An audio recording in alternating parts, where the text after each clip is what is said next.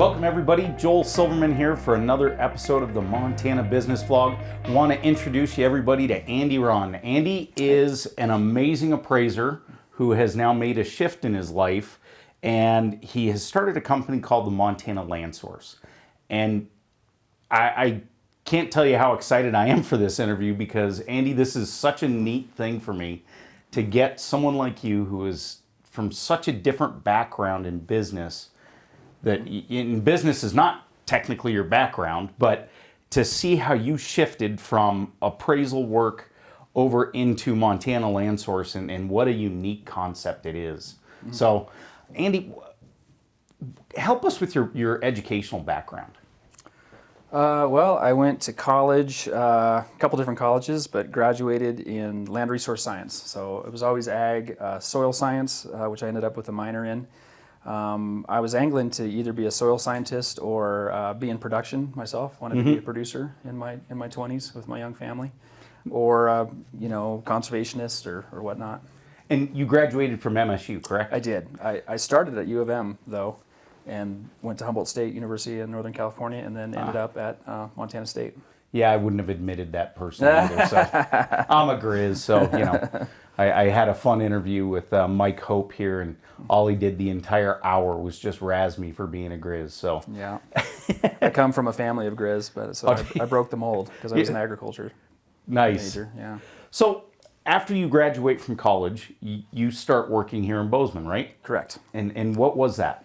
I went to work for Clark Wheeler at Norman C. Wheeler and Associates, appraisal firm here in Bozeman. I met him a few months before graduating and hit it off and went to work for him, which was kind of the opportunity of a lifetime. You know, he's the best in the business and got trained up by the best, but he needed some help in the office, and I, especially in school, emphasized GIS mapping technology. I really had a sense that was a great thing to get into and would be good for me, and so pioneered a whole GIS system for him for years.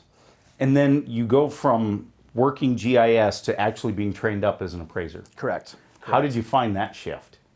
Well, I guess just being there for a while, they just felt like it was time for me to move up into that. So we replaced my position with somebody to run the GIS, and then became an appraiser, and then went out on my own and took the GIS with me in terms of applying it to my work product, and kept going with that. Excellent. And how many years did you work as an appraiser? Well, I'm coming on 20 years now. Excellent. Yeah. And your appraisal world is all ag stuff, right? Yeah, rural Montana land. Yes, rural. Which is quite a bit different than typical residential work. It is, yeah, far different. For a lot of our viewers, the appraisal world is a very unique world, and I think there's a lot of misconceptions about it. And I know I deal with it a lot because we represent a lot of appraisers. What do you see is oftentimes the misconceptions that people have about appraisal work? Well, my understanding about residential and even commercial appraisal is it's fairly formulaic. I mean, they've got their forms, they've got their software, and so it's a little more checkbox type thing. How many bedrooms, how many bathrooms, how many square feet, how many. It's just a little more formulaic. Montana land, farms and ranches and rural acreage, varies so much. So it's far less cut and dried and formulaic. And, in addition, over the last 20 or so years, factors of value such as aesthetics and recreation and whatnot have dominated the market. So, we've got subjective factors in the market. No two properties are nowhere near alike. There's not nearly as many comparable sales to work with. I mean, you might be in an area where the last comparable sale happened a couple years ago. So it's just far more complicated, far more in depth, a whole different kind of animal in terms of the practice of appraisal. Excellent. And so you go from appraisal work to starting Montana Land Source.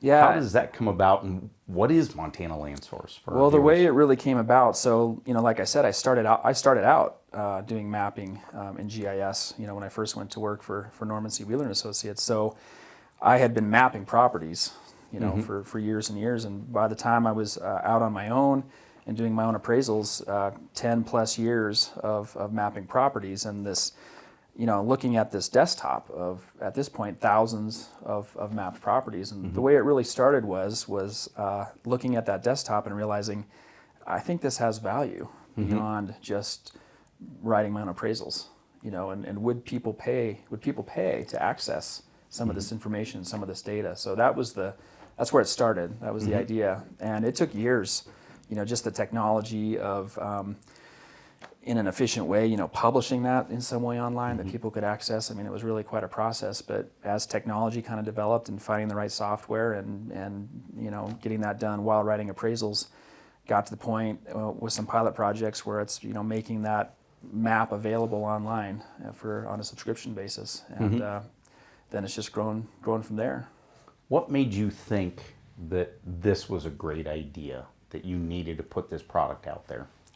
Well, I love GIS. I love the mapping, so that's always been, dear to my heart. I can spend hours and hours and hours looking at maps, especially in Montana, and mapping properties. And I like the data. I like the accumulation of data, and then being able to do stuff with that data. So it kind of appealed to me and was attracted to me, I would say, in a lot of ways, even more so than writing appraisals. I felt like I would like to spend time and development on that core, and in some ways provide that information to others, whether it's other appraisers for them to write appraisals, or there's so many other use scenarios where people don't necessarily need full-blown appraisals but need access to market data and whatnot. So it was just kind of a personal attraction to that. Like I said, I'm kind of a map guy through and through, so spending hours looking at maps, even on the computer, works pretty well for me. Did you have an aha moment where you realized that this is something that could monetize, that you could get it to work as a business? Yeah, I mean, it was definitely a seed of an idea and kind of a dream for a long, long time. I guess the closest thing to that was when I did start to share it with a handful of key, really brokers. I guess, ranch brokers, farm and ranch brokers was the primary market I foresaw for that. And of course, close to many of those guys through my regular appraisal process, and taking it to them and running it by them and watching the light go on in their eyes. Like holy crap, this is possible. This we could have this. So that's probably, the kind of biggest aha moment, is watching potential user enthusiasm for it. Fantastic. Yeah, so that's fun.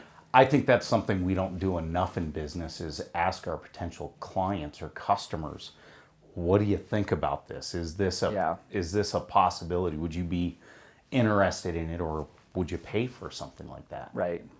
Yeah, and hearing from clients that they have 2 computer screens and Montana Land Source is up permanently on that second screen, stuff like that.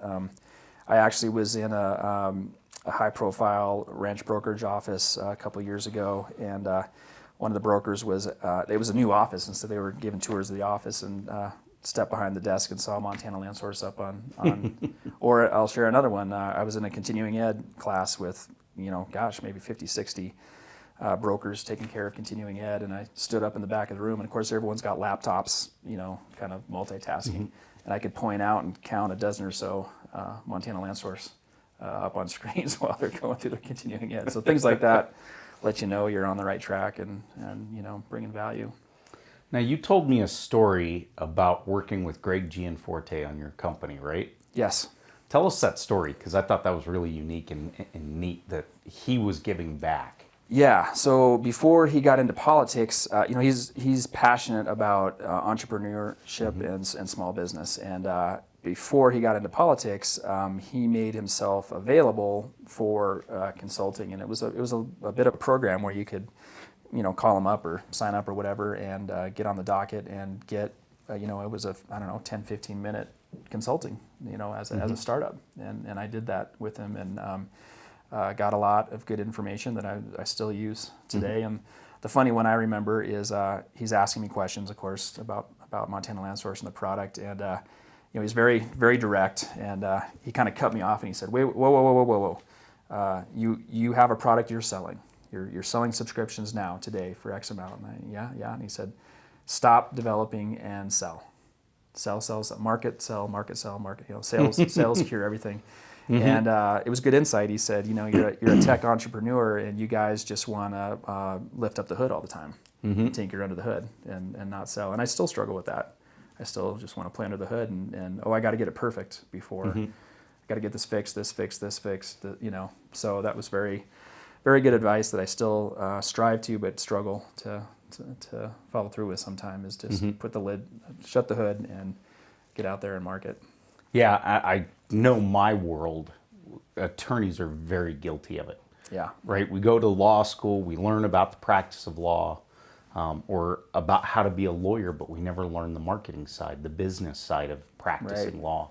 And so I've got a little bit of background like you do. I've got a forestry degree, and there was the same thing, right? You're learning the technical skills, but never, oh, hey, there's a whole business side of the world out there that you really need to have some knowledge about. Well, as an appraiser in Montana, zero marketing or sales needed. All the work, there's so few appraisers in Montana. We all can stay as busy as we want without, one bit of, advertising. So that was a big shift. Sure. Now I have something I have to sell and promote, and big shift. So how did you make that shift? Did you read books? Did you start seeking out marketers to help you learn? What did you do? Well, I guess I would say I didn't do that, at least initially. Initially it was all about development of the product. Yeah. So that took up all the bandwidth, and I would admit, I think I probably had a little bit of a naive fantasy that we'll put this thing out and it'll be so fabulous, people will find us. And it was interesting, that actually happened for a while. At first we had a stage, but I still remember this. We had a certain growth rate, and then all of a sudden it flattened a little bit. Still growing, but not nearly at the same rate. And at the time it seemed arbitrary. That point didn't make sense. There were still lots of potential clients out there, and it took me a while to figure it out. And that point represented the extent of my reputation, and people who I'd either worked with directly or knew about me, because I had developed a reputation as the map guy in the industry, and people liked the maps and knew about my work. So to the extent that reputation preceded me, sales were relatively easy. We hit the limit on that, and then it flattened out a little bit. We're still in that today, having to get out to the far corners of the state where people I haven't met before, and it's kind of a classic Montana thing. I'll talk to guys on the phone and send marketing materials and have good encounters, but until they shake your hand and look you in the eye. Well, it's so interesting you say that, because you and I are both members of the Southwest Montana Farm and Ag Realtors group here in Bozeman, and that's where I first met you. And I was so intrigued as I started to learn your story. I was thinking, where the heck does this guy come from? Because you were network marketing, which is so important in my world. And I'm thinking, you're selling something you're selling a product, but you still use network marketing as such a key to how you get out there, which is a classic Montana thing, right? Yeah. And so how did you come to that concept that you really needed to be out, shaking hands and getting out with the realtors that really need your product? Yeah, I guess it just was a logical conclusion.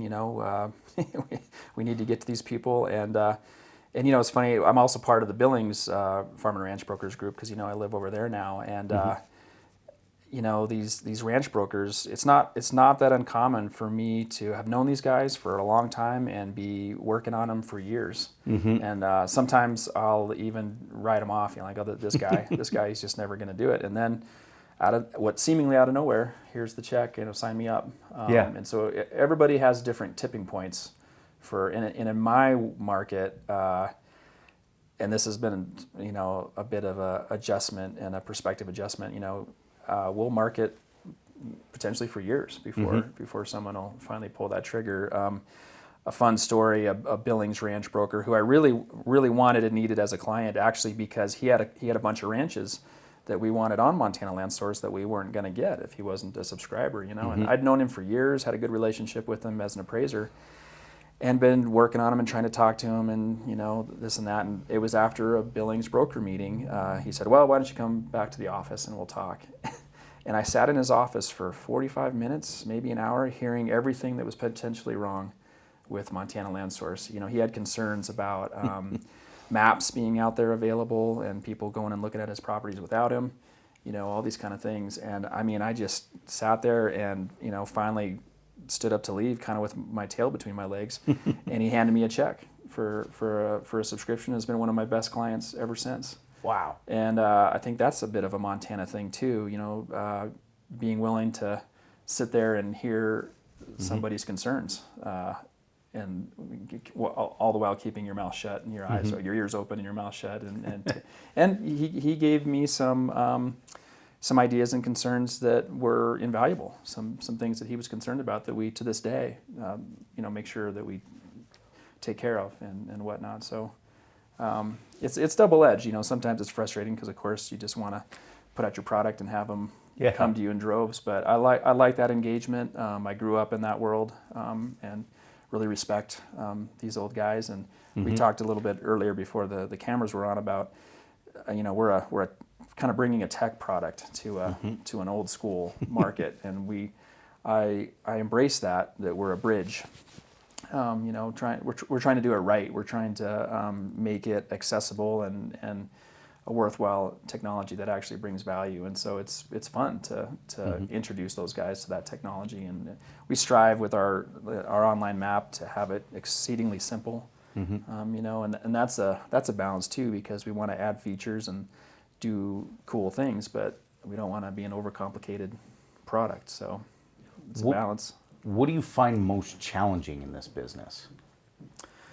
The development is very challenging, and I've got great partnerships. I'm partnered with my best friend Andy Botman and his brother Tim, and they're kind of on the tech side. But it's just remarkable how long it can take. You try to take care of something. We get this, it's a glitch or a little feature we want to add, and the tech development can just it's surprising how time-consuming and expensive, it can be. And in some ways, we had bigger visions of, online app or mobile apps and all this kind of stuff. And it's been a little sobering, that we're scrappy and we're doing it ourselves and step by step. So I would say the tech development and also the sales and marketing. I mean, that has not come natural to me and has taken some work to embrace. Those, I'd say, were the biggest challenges. And what are some of the tools you've used to help you get beyond those challenges and to educate yourself more? Well, on the tech side, I would say, networking. There's a great GIS community here in Montana, and they have tech sessions and annual conferences. And we've traveled. We've gone to national level GIS conferences and networked with guys, and that's really helpful. I mean, sometimes you'll have an issue, and like I said, banging it out yourself, you could be looking at days or weeks, and you make a phone call and get the right guy, and he says, "Oh, do this," and done. So that's both, gratifying and exasperating depending on, which side of that scenario you're on. So the networking and with other people, and I guess the same thing is true with marketing. I've definitely, especially over the last year or two, been investing a lot of my time and energy in that, in my role in the company. And so, networking meetings, business meetings, consuming books and videos on marketing and, has opened my eyes and been helpful. And it's not my native habitat. I've had to really, but once I get over myself, it can be really fun and. Yeah. So on that same line, what were some really helpful resources that you really picked up some good nuggets from?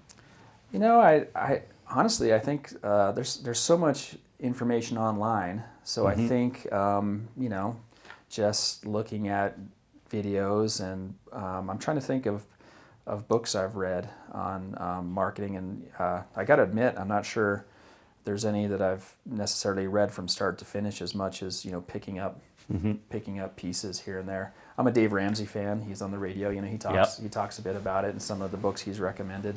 So it's just been kind of a slow process, and you know, even seeking out other businesses, you know, and part of that networking and within other marketers and getting their advice and ideas and you know, having some of those relationships. You make a promotional video or whatnot, run it by them, you know, get that.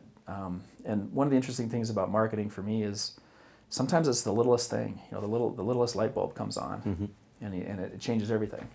It's like, oh, you know, the flavor or the angle of what I thought I was trying to do is not getting across, or you know, I was up against. You know, it feels kind of subtle to me sometimes. The distinction between success and resonance, and you know. Yeah, absolutely. It can be just the smallest little shift. Yeah, that makes all the difference. Right. You know, I think one thing that I'll say that we've suffered from. I mean, it's not a bad thing to have a reputation as, but we have a reputation as kind of being a technical, somewhat obscure broker resource. You know, and we're trying to broaden that. We're trying to get to a broader audience and a broader, and that's been a little bit of a hurdle. So. Falling to victims of your own, you know, you put out one way or one thing you're trying to be known for a while, and then you wake up and realize, oh, that's actually kind of harming us potentially from where we want to go, and we have to broaden or we have to shift, and that's one thing we're in the process right now of trying to get out of that we're an obscure techie broker tool, you know, that we're more accessible than that we're good for buyers and sellers and other land professionals and broader based. If that makes sense. It does. Go further with that, because to me that's a really interesting point, in that you started hyper-focused, really making this product for brokers. Yes. And now you're saying there are these other uses for it from just a general business standpoint. I love that question, but also for our viewers to understand what Montana Land Source could do for them, even though they're not a broker. Right. Well, I've always seen Montana Land Source as essentially like an MLS for farm and ranch for all of Montana, because I mean, Montana has MLS systems, but they're regional and city based. You know, there's not a lot of land represented on the MLSs, and so statewide, you know, MLS like system for Montana. So that's always been my image of it, and from the start, it was really brokers that were our primary client base. But for one thing, there's a limit to how many Montana brokers there are, so it's a really pretty small market, and we want to have a bigger market than that. And but you know, it started with other people signing up, even when we were focused on brokers, appraisers, lenders. We talked about lending a little bit before. You know, there's some bankers that find value in it. Just, you know, sometimes they need to make quick and general judgments about the market, or get an idea of values, say in a certain area, and we're a good tool for that. So, and you know, there's a lot of demand out there, and appraisers feel this demand quite a bit. A lot of times people need some information about the market, but not necessarily a full-blown appraisal. You know, and it can be tough for appraisers. They're geared for writing appraisals, and it can be kind of hard how do you provide a lesser product, especially when you're busy as you can be writing appraisals. You know, and so Montana Land Source is a resource in that way. Certainly far from an appraisal in terms of, you know, determining the value of one given property, but there's never been a tool out there that, you know, anybody can aside from if you know, in the past it was just studying listings in magazines or something, which is pretty poor way to go about it. So, you know, it's really grown with. I guess it probably started with other professional classes, appraisers, lenders, consultants, you know, that kind of stuff. But then we've also buyers. You know, buyers have been starting to find us. We're a fabulous resource, you know, especially for a buyer that wants to do a little bit of their own research and a little bit of their own, you know, tire kicking. And it was actually, to my surprise, some brokers were referring their buyers to us, which surprised me, because there's always the risk that buyer could leave that broker. So it's a situation where the broker has confidence with that buyer sticking with them. And I think some of it came from perhaps a bit of high maintenance buyers. So the broker said, you know, here, go to Montana Land Source, Yeah. knock yourself out Yeah. instead of, and let me know when there's something you want to go look at. So it was a sort of a resource for them to get a high maintenance. And, we're getting into being an advertising venue for Montana properties for brokers. And so in order to have that value, we need a broader audience and have potential buyers, looking at our site and whatnot. So that's been the opening up to other markets besides brokers. Excellent. So when somebody gets on the Montana Land Source website, what kind of information are they able to get on real estate? Well, it all started with the map. We have a very nice map app, and we map every available listing and sale that we can find, 200 acres and larger. And so there's no other resource where you can do that. So first of all, they can get on this map and see everything that's out there. And you're interested in land around Lewistown, Montana. It's all there, and you can zoom in, zoom out. And there's other layers. We've got the parcels on there and hunting districts and public lands and all this kind of stuff. So you can just really quickly and easily and efficiently get an idea of what's on the market and price points. And we've got links to the broker pages so you can see what brokers are involved. And so that was the primary. We've got search functionality so you can search, and we're looking to expand this quite a bit. We want to get into are you looking for elk property? Are you looking for fishing? Are you looking for ranching, farming? So building more sophisticated search functionality for types of property.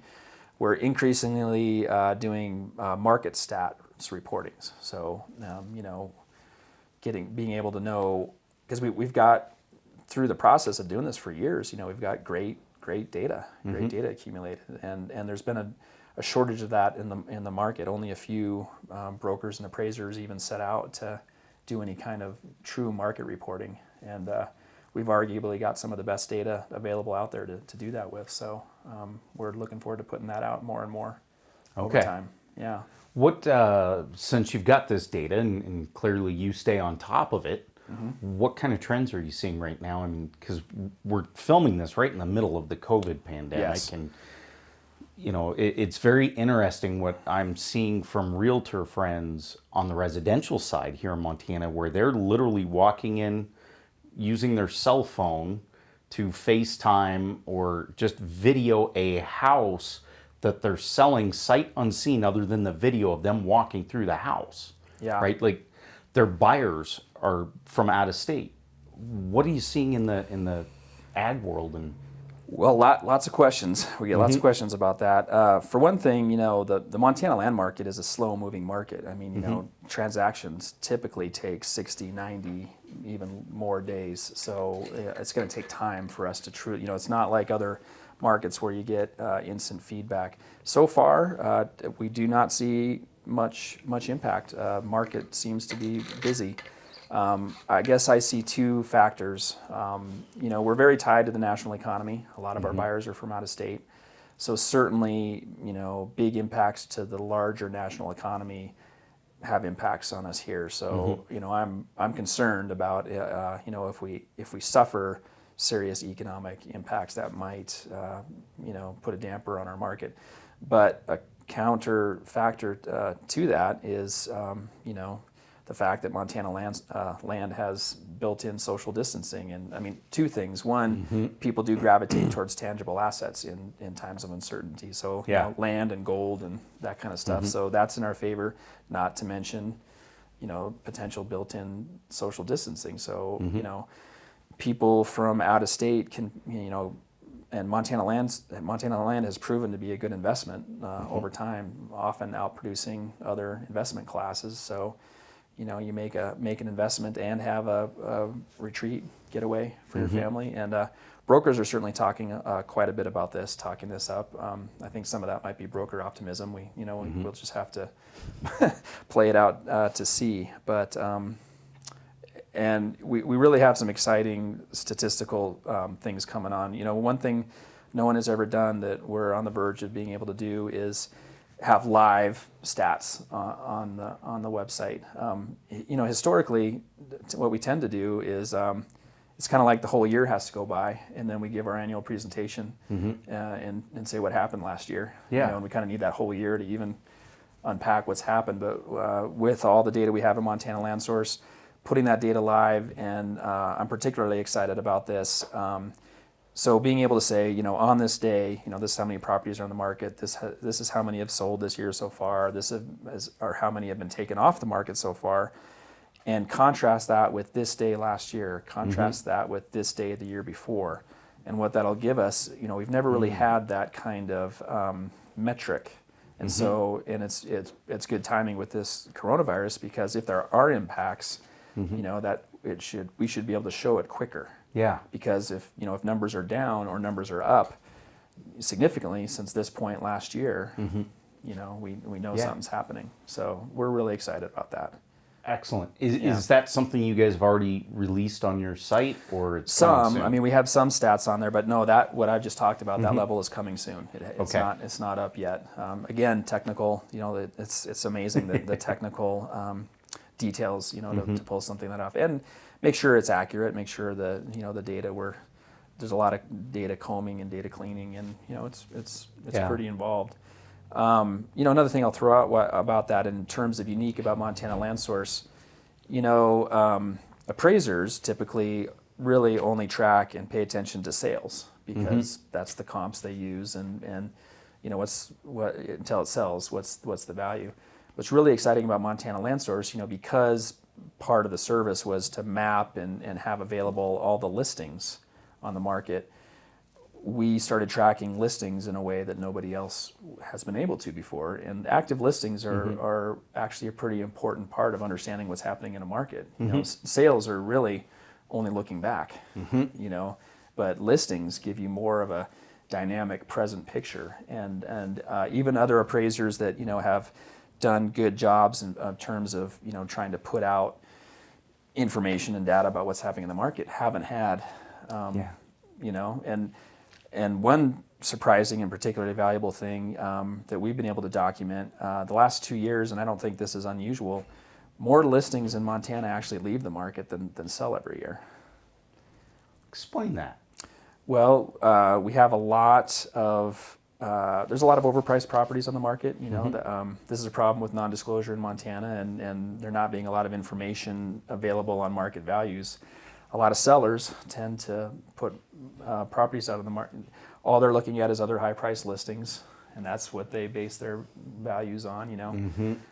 So there's a lot of distortions in the market about market value, and that results in a fair amount of overpricing, and then properties languish on the market, and then so that even though Montana land is a good investment, and we've certainly seen red hot times in the past, and things have been a little more moderated ever since the crash, honestly, in 08. There's misconceptions about how readily sellable Montana land is. We've been able to, not that we're out to put a wet blanket on anything, but just real information and data about what's really happened in the market, and which has been missing, been hard to come by. So what is some of that data? You're talking like how long something's been on the market, how long the average. Yep. What's that for Montana? What has it been for the last year? Well, one thing I can say back to sales and properties off the market. Typically, what we're seeing is roughly about 20% of all the properties that are on the market at any one time during a year, about 20% sell, and a little more than 20% leave the market without selling. Wow. And that's surprising, right? Very surprising. Yeah, people have this conception that Montana land just kind of flies off the shelves, and it does when it's priced right, and the good properties, but and this is an exciting thing about Montana Land Source, bringing for markets to function well, there needs to be some level of transparency and discovery, and the Montana market suffers for that. It's a non-disclosure state. Very few people know what things sell for, except for brokers and appraisers and whatnot. So it's, in technical terms, it's a highly imperfect market. It doesn't function like other markets. Yeah.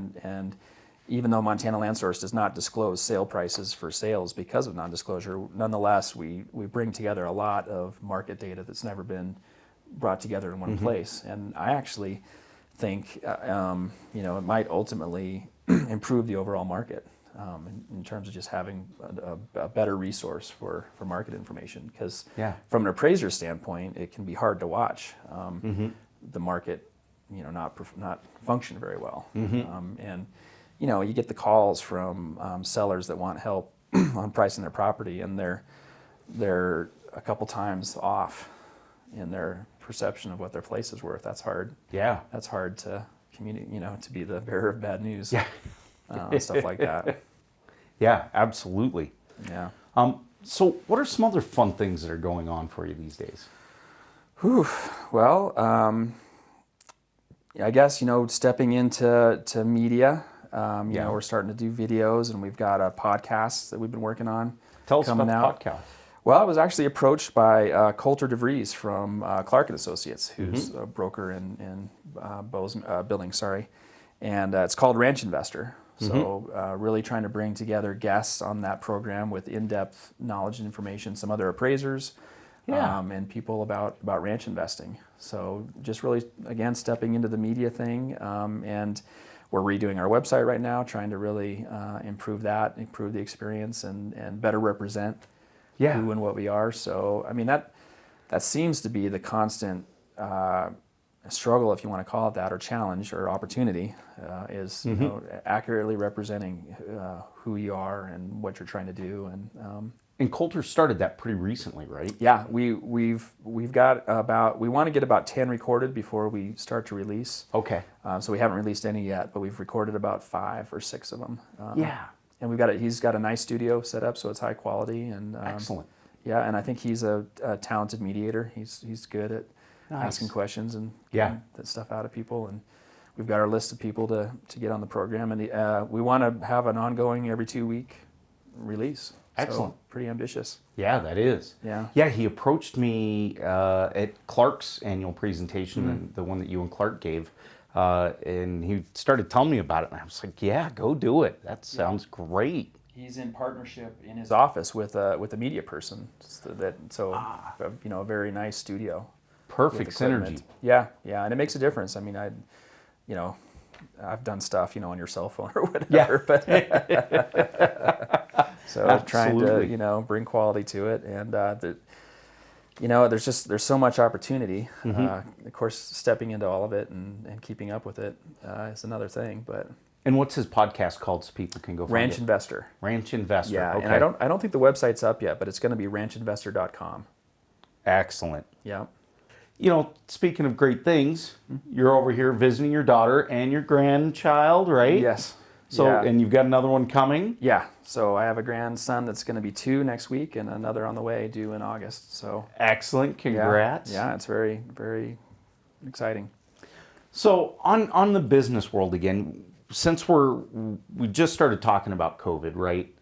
How do you see that potentially affecting or impacting your business? And if it's a negative impact, how are you dealing with it? If it's a positive impact, how are you dealing with it?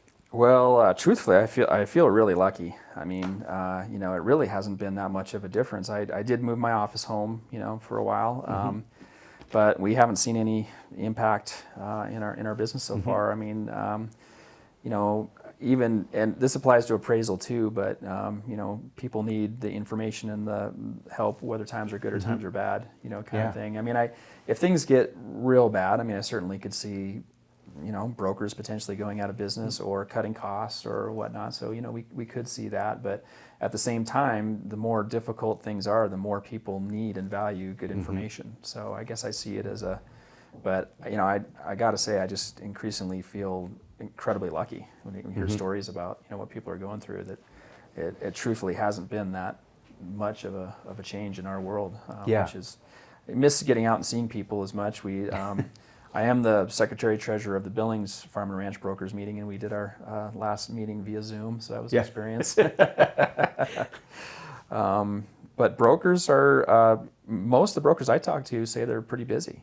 Good. I think some of that is adjusting to workflows, Zooming and remote communicating and that kind of stuff. Because there's certainly not as many showings. They don't have people coming out to do showings, but they all say they're pretty busy. So, and back to that broker enthusiasm, I think they're all hungry to, take advantage of, if there's increased interest in land in Montana, they want to be well positioned to do that. So, we'll just have to wait and see. Well, and I got to imagine too, in the real estate world, in the broker world, it's got to be a real benefit that here in Montana, we haven't had more than, I believe, 2 additional reported cases of COVID in a given day for almost 3 weeks. Yeah, right.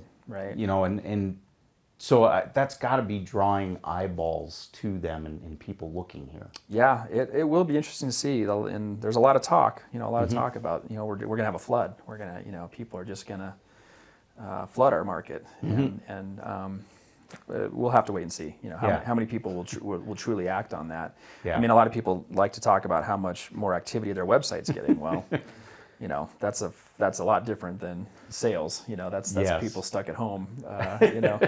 And we've seen the same uptick, and we're not complaining about it. But people actually coming out and pulling the trigger on land transactions is another. But again, most of the brokers I talk about as being as busy as ever and fielding calls and fielding inquiries and whatnot. So, there was a stat that you and Clark put up, as I recall. The average number of days that a property is on market before it gets sold, in ag property. What was that? Do you recall? Yeah, it's about 1.5 years, approaching 2 years. That blew my mind. Yeah. That it takes that long. I think there's a huge misperception of how hard it is to sell an ag property. Yeah, it's complicated, and it's a small market. It's the values that we're talking about, and who can purchase property like that. And back to what I said earlier about how different every property is, and people have their different needs in terms of how close to town, how far from town, the different factors. So it's and when you think about it, if you have a big place, the potential buyer pool for that place, you could count on a couple hands probably. So, and is that person going to find you and pull the trigger on it? And so it's an interesting market. What are some other quirky facts that you can share with us that are just kind of fun that you kind of dig into every once in a while? Oh boy. Well, let's see. We've already talked about how many properties don't sell. That's just been a big one because that no one has ever been able to document that before. So I kind of see that as a very unique contribution on our part. The other thing that we're trying to document is, there's also what people don't realize is typical a lot of price reductions. So the average property, and I'm pulling this off the top of my head, but I want to say that about 1/3 of properties that sell in any one given year have had substantial price reductions. And no, I'm sorry, I think it's more like 40%, and I think the average price reduction, and this is actually conservative, is about 30%, 33%. And part of what's hard to track on that is we see this a lot too. A property hits the market, and then it switches goes through a couple brokers, and so capturing all that, it's hard to put that into an exact number because, say a property goes off the market for a year, do we count that pre-existing price, or do we start over, or there's all these kind of calls you have to make. But this is the kind of stuff that we're that's exciting about rolling up our sleeves on and bringing forward, because people just, and the experienced brokers know it anecdotally from their own experience, but I think it's really helpful for sellers. One of the values we provide for our broker clients is taking some of this information to the kitchen table for the land seller, because one of their toughest jobs, and I don't envy them in this job, is pricing right and getting their clients. A lot of the clients they sit down with to list have preconceived ideas about what they want to sell for, and brokers are in a tough position of saying, And I had a real estate license for a while. I don't any longer, but so I dabbled with that, and it was helpful for my experience and whatnot. But tough part of the job, and again, without having a whole lot of data out there, and that's one of our we get that feedback from our brokers. That's one of the strongest values that we provide is help with pricing, Yeah. data based, right, you know, help. I would think that is such a huge value that your product brings to the marketplace, right? Because if you're talking about all those 40% of properties that are then overpriced, if you will, by 30%, that's a huge number. you know? And people don't, you know, then you get trouble with it kind of being worn in the market, establishing a reputation for not being priced, you know, so the cost, the risks of overpricing. Yeah. We really look forward to maybe putting out some content on that, you know, so both for brokers to take to buyers, but also sellers, but also potential sellers, you know, and just bring more information, because a lot of the pricing that's done is you know, based on who knows what. I mean, sometimes you scratch your head, where in the world did you get that? Yeah. You know. So, what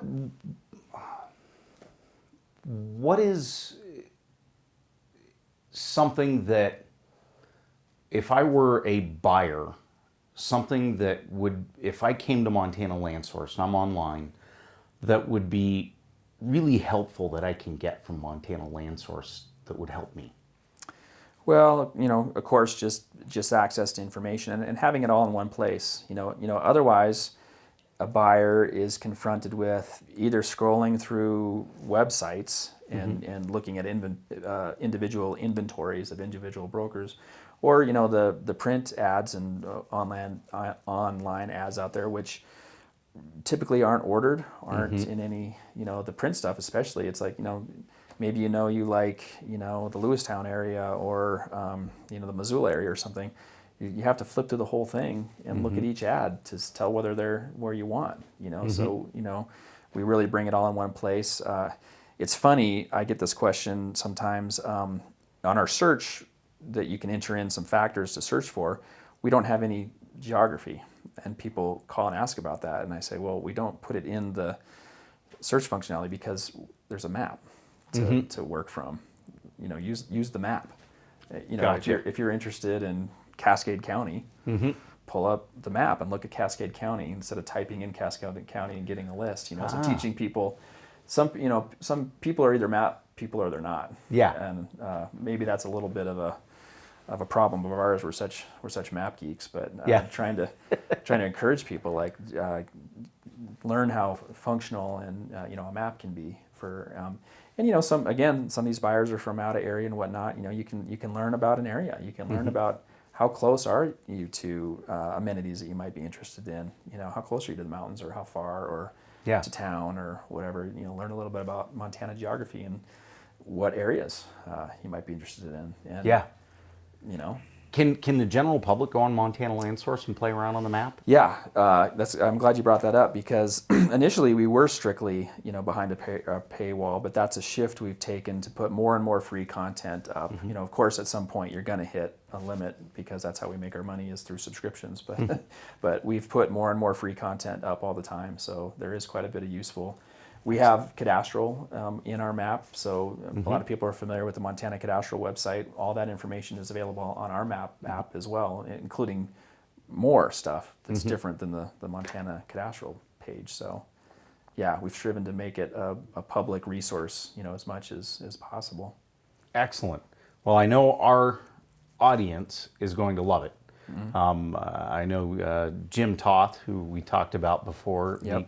We interviewed Jim just a little bit ago, and his video aired recently, and he does a lot of work with you guys, speaks very highly of you and your team. And everybody I've talked to in the broker world just raves about your product. So Love to hear that. And is the general public, I think it's going to be really interesting to see how they start coming into your product more. Yeah. Especially folks that are looking at, you know, either buying ag land or recreational property in Montana.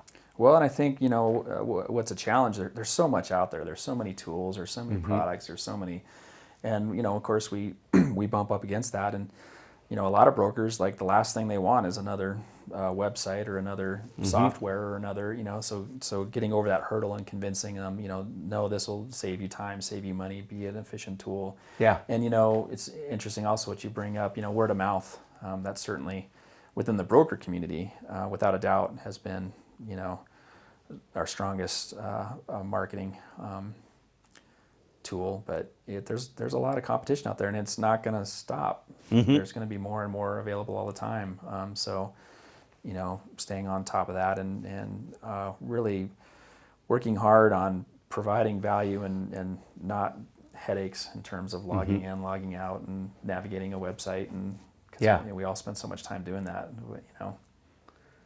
I always love this question that I'm about to ask you, because it's a futuristic looking question. What do you think is going to be your next big hurdle in getting your business to another level? Boy, I guess marketing sales comes to mind. What about it specifically? Doing it. Yeah. Stepping away from the computer and getting out and about. I just heard about. I'm not sure if it's going to be a physical auction or not, but we don't see a lot of land auctions in Montana, and sometimes they're virtual. But there's a property that's going to go to auction, and they just haven't announced yet whether it's in person or. And it's up by Belt, and right away I hope it's a physical auction and get out there and rub shoulders, rub elbows, Yeah. with it. So hit the road more, travel around more and meet the brokers that haven't met us yet and introduce ourselves. So that, and then, long term, you had asked me about this earlier, growth to other states. We see two big areas of growth potential. One is geographic, other states.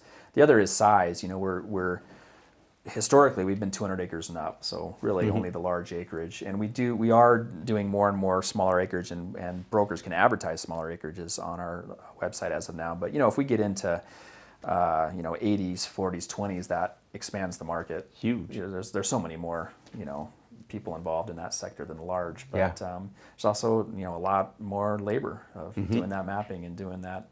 So hiring up for that, and those are two big growth points we see. That and obviously just growing the website and its traffic, which has been growing exponentially, which we're happy about. But it takes time, to get to get in that search optimization, so that when someone's Googling Montana land, we're there, and we're doing well. Well, and as we were also talking about, that you guys are bootstrapping your business. You didn't get venture capital money. Right. You didn't go borrow money. You've been doing it yourselves. Yeah, we're very scrappy, and sometimes I question that.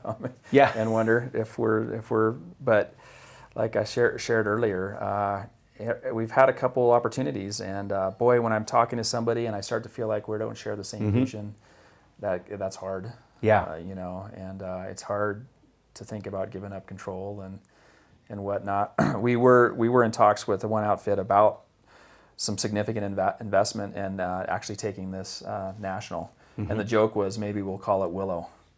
We'll be the rural vision of Zillow will be Willow. I just gave that away. There you